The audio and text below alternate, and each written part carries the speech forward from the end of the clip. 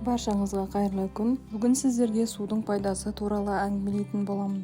Шай емес, кофе емес, шырын емес, неліктен қара су ішу керек? Неліктен дәрігерлер таңертең аш қарынға су ішуді әдетке айналдыруды ұсынады? Су денені жарақаттанудан қорғайды, клеткалардың және бұлшық еттердің бірігуін қамтамасыз етеді. Тері клеткаларын ылғалдандырады және сауықтырады.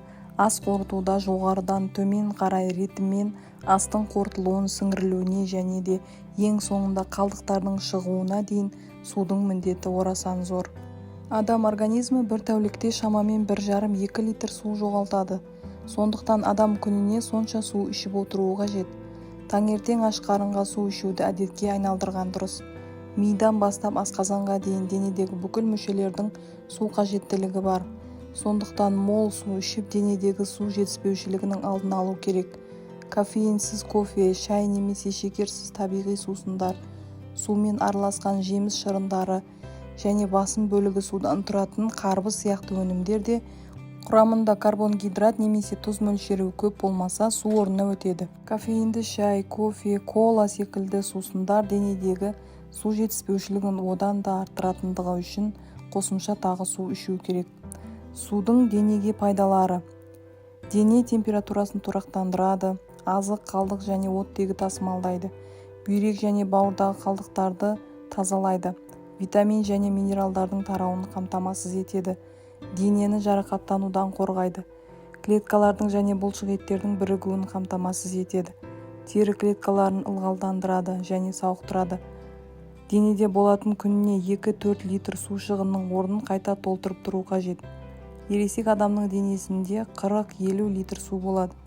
Қанның 83%, бұлшық еттердің 75%, мидың 74%, сүйектердің 22% судан тұрады. Денеде 20% су жетіспеушілігі болуы өте қауіпті және өлімге дейін әкеледі. Қажетті мөлшерде су ішпеген жағдайда мидың жұмыс істеуі баяулайды, қан қоюланады, жүрек көп жұмыс істеуге мәжбүр болады. Нәжіс сары түсті болады. Іш қатуына себеп болады.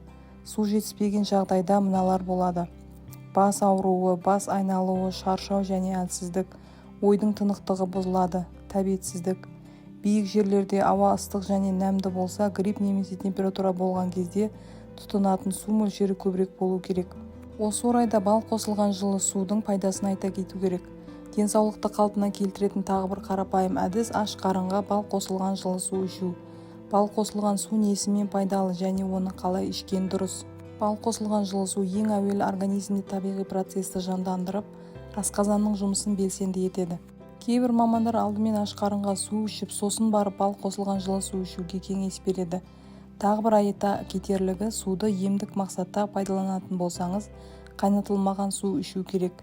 Мәселен, мамандар бұлақтың немесе құдықтың суы болса және оның таза екеніне көзіңіз жетіп тұрса, қайнатпай ішуге болатынын айтады. Немесе фильтр сүзгісінен өткен суды да қайнатпай-ақ бал қосып ішуге болады. Бал қосылған су адам ағзасын сергітіп, күш-қуат береді. Ал лимон қосылған жылы судың пайдасы құрамында аскорбин кислотасының болуында. Нәтижесінде мұндай сусын ағзаның иммундық жүйесін нығайтады. Сонымен қатар лимон қосылған су қан құрамындағы қантты азайтып, адамды сергітеді, организмге қуат береді. Ал сіз қандай суды тұтынасыз?